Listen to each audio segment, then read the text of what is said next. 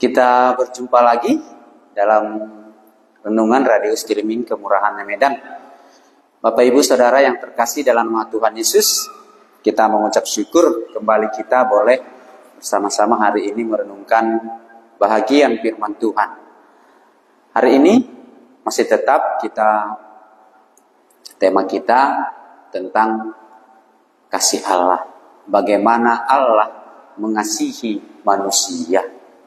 Ya, sebelum kita membaca bagian firman Tuhan, mari kita sama-sama berdoa. Kami mengucap syukur dan berterima kasih kepadamu Tuhan Yesus Allah kami, buat waktu dan kesempatan kembali kami boleh bersama-sama hari ini membaca dan merenungkan bahagian firman Tuhan. Sebagaimana Allah mengasihi dunia ini, kami mau melihat di manakah letak kasih Allah itu, dan di manakah kami bisa mendapatkan kasih Allah itu. Kami bersyukur untuk kesempatan yang Tuhan berikan bagi kami hari ini. Kami menyerahkan pembacaan firman Tuhan dan renungan kami hari ini. Biarlah Tuhan yang memberikan pengertian bagi tiap-tiap kami. Terima kasih Tuhan Yesus, terpujilah namamu. Amin. Baik, firman Tuhan yang menjadi renungan kita hari ini saya ambil dari Yohanes 20 ayat 1 sampai 18. Dalam bagian ini Yohanes menuliskan ada dua tema yang dia angkat, ada dua judul. Tapi boleh kita lihat nanti di sini, kalau saya mengangkatkannya, ini adalah kebangkitan Tuhan Yesus. Karena di sini nanti akan kita lihat Allah mengasihi kita dalam hal apa. Ya, saya bacakan kebangkitan Yesus.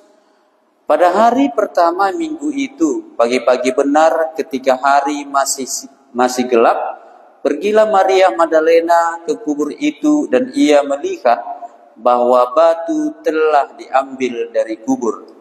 Ia berlari-lari mendapatkan Simon Petrus dan murid yang lain yang dikasihi Yesus dan berkata kepada mereka, Tuhan telah diambil orang dari kuburnya dan kami tidak tahu di mana ia diletakkan.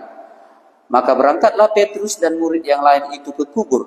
Keduanya berlari bersama-sama, tetapi murid yang lain itu berlari lebih cepat daripada Petrus sehingga lebih dahulu sampai di kubur. Ia menjenguk ke dalam dan ia melihat kain kapan terletak di tanah, akan tetapi ia tidak masuk ke dalam. Maka datanglah Simon Petrus juga menyusul dia dan masuk ke dalam kubur itu. Ia melihat kain kapan terletak di tanah, sedang kain peluh yang tadinya ada di kepala Yesus tidak terletak dekat kain kapan itu, tetapi agak di samping di tempat yang lain dan sudah tergulung. Maka masuklah juga murid yang lain yang lebih dahulu sampai di kubur itu, dan ia melihatnya dan percaya. Sebab selama itu mereka belum mengerti isi kitab suci yang mengatakan bahwa ia harus bangkit dari antara orang mati. Lalu pulanglah kedua murid itu ke rumah.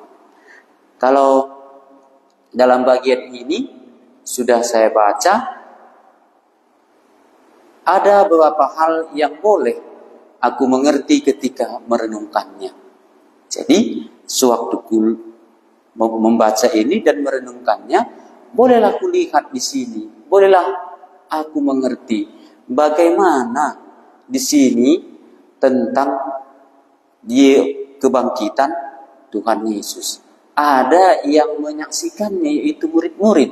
Kalau kita lihat di sini, yang pergi pertama kali Maria Magdalena. Dan di sini tidak disingkapkan, dan Yohanes tidak menuliskan apa tujuan daripada Maria Magdalena ke kubur Yesus. Tapi dalam Injil lain diungkapkan mereka membawa rempah-rempah untuk meminyaki mayat Yesus. Dalam bagian ini setelah Maria sampai ke dalam kubur itu, mereka melihat bagaimana kubur itu, batu yang menutup kubur itu sudah terguling. Sudah tidak menutup lagi tempat di mana Tuhan Yesus dikuburkan. Ya. Dan katanya ia berlari-lari mendapatkan Simon Petrus. Jadi bagi Maria, ketika mayat Tuhan Yesus tidak lagi dikubur itu, ini merupakan satu hal yang serius. Makanya dia pergi mendapatkan murid yang lain untuk memberitahukan mayat Tuhan Yesus tidak di situ lagi. Apa motivasi mereka? Masih terus, ya mungkin dalam adat istiadat orang Yahudi, meratapi mayat itu penting. Ataupun dalam hal lain, sewaktu Tuhan Yesus sudah diambil oleh Simon dan juga Nikodemus, kemungkinan Maria tidak melihat mayat Tuhan Yesus diminyaki. Bisa beberapa hal yang boleh kita pikirkan, tapi di sini kita lihat hal yang sangat penting. Mayat Tuhan Yesus tidak ada lagi di tempat di mana ia dikuburkan. Nah, ini nanti akan kita lihat untuk menunjukkan apa. Makanya di sini Maria sudah sangat sedih dia karena mayat Tuhan Yesus tidak di situ lagi. Ya. Seterusnya, yang selanjutnya ketika dia menjumpai murid-murid yang lain, Petrus langsung berlari ke dalam kubur itu. Melihat langsung ke dalam apa sebenarnya yang terjadi. Dan dilihat Simon Petrus bahwasanya sudah tidak lagi ada di situ mayat Tuhan Yesus. Dan kain kafan yang dikenakan kepada mayat Tuhan Yesus sudah tergulung dengan rapi dan kain peluh yang menutup kepalanya. Makanya ketika murid yang lain itu dikatakan di sini, melihat hal itu dia percaya. Makanya di ayat 9 dikatakan, sebab selama itu mereka belum mengerti isi kitab suci yang mengatakan bahwa ia harus bangkit dari antara orang mati. Sudah berulang kali dikatakan oleh Tuhan Yesus kepada murid-murid, dia harus diserahkan kepada orang Farisi dan orang-orang berdosa. Dia harus disalibkan, dia harus mati dan bangkit pada hari yang ketiga. Dan minggu yang pertama ini adalah setelah 3 hari Tuhan Yesus dikuburkan, lalu pada hari yang ketiga Tuhan Yesus bangkit. Makanya Tuhan Yesus katakan, akulah kebangkitan dan hidup.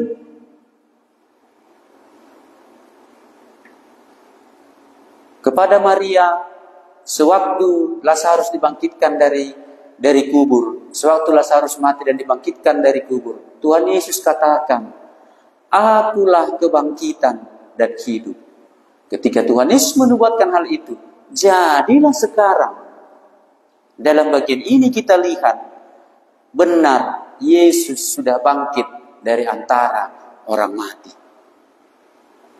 Makanya di sini, kebangkitan Tuhan Yesus untuk membuka pikiran murid-murid supaya mereka bisa mengerti kitab suci yang bagaimana mereka sudah bersama Tuhan Yesus, bersama-sama diajar, tetapi sampai pada titik ini mereka belum mengerti juga isi kitab suci yang mengatakan Yesuslah kebangkitan dari hidup. Inilah yang bisa aku mengerti. Inilah yang bisa aku dapat.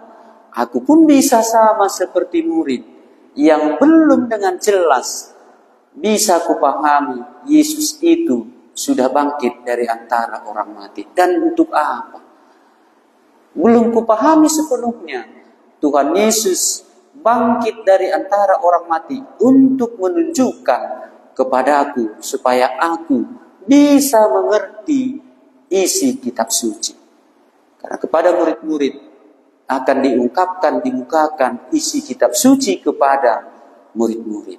Makanya sewaktu Tuhan Yesus sudah bangkit dari antara orang mati selama 40 hari dia di dunia ini, Setelah bangkit dari antara orang mati sebelum terangkat ke surga, dia ada menjumpai dua orang murid yang berjalan ke Emmaus, berbicara tentang Tuhan Yesus. Dan sewaktu mereka berdoa, disitulah Tuhan Yesus membukakan pikiran mereka, sehingga mereka mengenal siapa yang berbicara kepada mereka, itulah Tuhan Yesus. Dalam bagian ini juga nanti kita akan melihat Maria juga mengalami hal yang sama. Makanya semalam sudah kita bahas kasih Allah dalam hal apa? Kalau semalam kasih Allah diberikannya anaknya yang tunggal supaya setiap orang yang percaya kepadanya tidak binasa, melainkan beroleh hidup yang kekal. Yohanes sudah menunjuk kepada Tuhan Yesus. Inilah anak domba Allah yang menghapus dosa dunia. Dan Yohanes juga sudah mengatakan, barang siapa yang percaya kepadanya, ia tidak lagi berada di bawah hukuman. Nah, dalam bagian ini, bisalah kulihat kebangkitan Tuhan Yesus yang aku mengerti, yang kupahami, supaya murid-murid mengerti isi kitab suci yang mengatakan bahwa ia harus bangkit dari antara orang mati.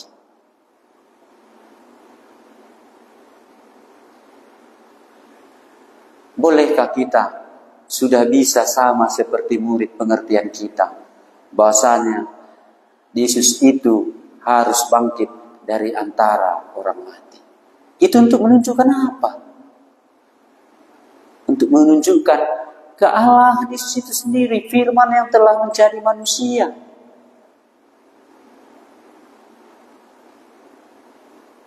Kita lanjutkan. Inilah tadi yang boleh kita lihat. Inilah tadi yang boleh aku mengerti. Bagaimana tentang nubuatan Tuhan Yesus mengatakan, akulah kebangkitan dan hidup. Makanya kalau kita lihat dalam Hosea 6 ayat 2 ada dikatakan demikian. Saya bacakan untuk kita. Ia akan menghidupkan kita sesudah 2 hari. Pada hari yang ketiga ia akan membangkitkan kita. Dan kita akan hidup di hadapannya. Karena Tuhan Yesus bangkit dari antara orang mati. Inilah tadi kasih Allah kepadaku yang menjadi jaminan. Makanya ada hamba Tuhan mengatakan, dalam mengikut Kristus itu sebenarnya apanya yang paling sering aku bicarakan? Ataupun dalam kehidupanku, dalam kesehari-harianku, tentang bagaimana hidup di hadapan Tuhan. Apakah yang paling sering aku bicarakan? Tentang kematiankah atau tentang kebangkitan? Dan setelah pikir-pikir, dan hamba Tuhan itu mengatakan, lebih seringnya kita membicarakan kematian daripada kebangkitan. Itu menunjukkan apa? Kalau masih lebih sering kita membicarakan kematian daripada kebangkitan, sebenarnya belum mengertinya kita apa maksudnya yang dikatakan Tuhan Yesus, akulah kebangkitan dan hidup. Sama seperti kalau kita katakanlah menanam padi, pasti kita lebih mengharapkan panennya tadi dari waktu kita menanamnya, maka pasti kita harapkan panennya itu. Makanya pasti kita bicarakan nanti panennya sekian, ininya sekian, ininya hasilnya nanti akan sekian, setelah digiling dapat sekian. Tapi dalam hal kebangkitan Tuhan Yesus, masih lebih sering aku melihat dalam hal kehidupan sehari-hari. Kematian itu yang paling sering kulihat. Sehingga kalau ada kematian, aku bisa kecewa. Kalau ada yang mati di antara saudara-saudaraku, aku bisa kecewa. Tapi kalau sudah sampai dibukakan oleh Tuhan Yesus pemikiranku tentang kebangkitan, sebagaimana Tuhan Yesus sudah bangkit dari antara orang mati. Maka kalau ada orang mati, tidak lagi itu yang kuratapi, tapi aku akan melihat dia mati, aku mati, akan dibangkitkan nanti kembali. Kebangkitan itu membuat aku bisa hidup bersama dengan Allah. Karena apa? Karena ada yang menjamin? Ada yang menjamin. Tuhan Yesus katakan, akulah kebangkitan dan hidup. Nah, inilah yang seharusnya menjadi pemikiran kita waktu kita melihat, waktu kita membaca, ataupun kita merenungkan. Waktu Tuhan Yesus katakan, akulah kebangkitan dan hidup. Karena sewaktu hamba Tuhan itu mengatakan hal demikian, lebih seringnya kita membicarakan kematian daripada kebangkitan. Dalam hatiku, iya benar Tuhan. Kalau membicarakan kematian, serius. Kalau membicarakan kematian, banyak yang dipikirkan. Tapi tidak pernah sampai kupikirkan yang mati itu nanti akan bangkit kembali. Makanya pengharapanku yang paling besar dalam hidup ini sebenarnya bukanlah hal yang lain. Pengharapanku dalam kasih Allah sebenarnya adalah Tuhan Yesus sudah bangkit dari antara orang mati sebagai yang sulung dibangkitkan dari antara orang mati. Disitulah pengharapanku yang terbesar dalam hidup ini. Ketika aku percaya kepada Tuhan Yesus, pengharapanku yang terbesar sebenarnya adalah aku ada jaminan akan bangkit dari antara orang mati. Karena sudah ada Tuhan Yesus. Karena sudah benar Tuhan Yesus bangkit dari antara orang mati. Sesuai dengan apa yang dibuatkan oleh para nabi. Dan juga dibuatkan oleh Tuhan Yesus sendiri. Dan ada murid-murid yang menyaksikannya.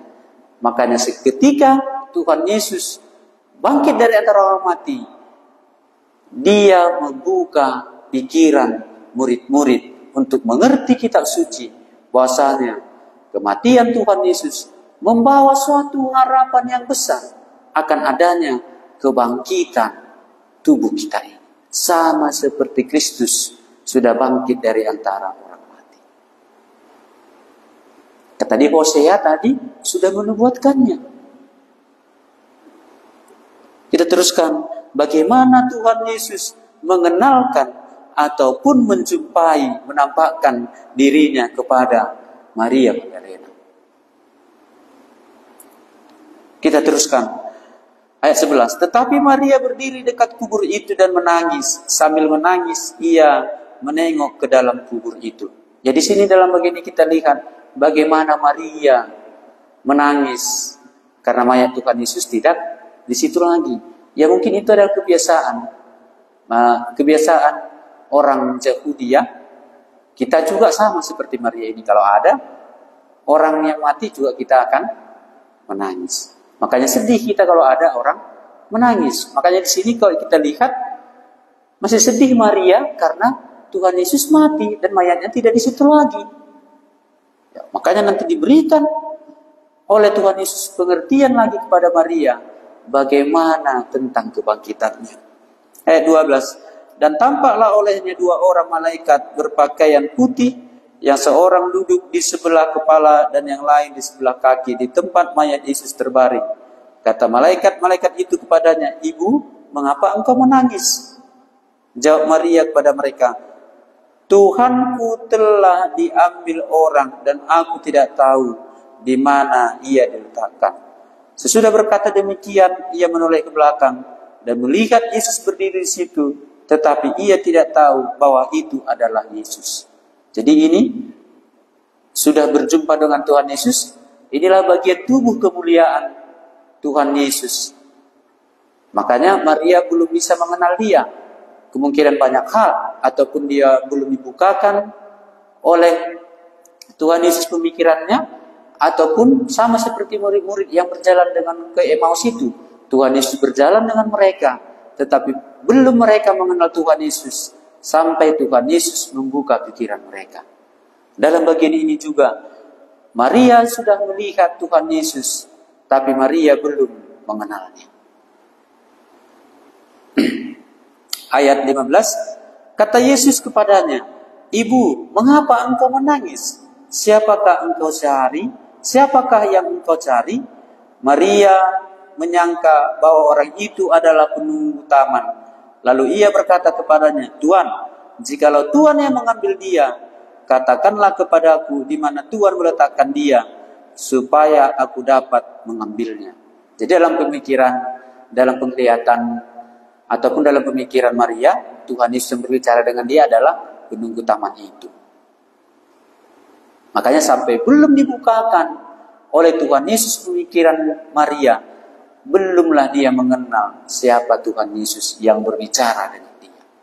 Dan dalam bagian ini, waktu aku tadi merenungkannya, baca-baca beberapa hari, waktu aku merenungkan ini, kulihatlah Maria sampai ditegur oleh Tuhan karena dia masih terus menangis atas kematian Tuhan Yesus. Bisa sama kita seperti Maria ini. Bisa sama aku seperti Maria ini, meratapi kematian.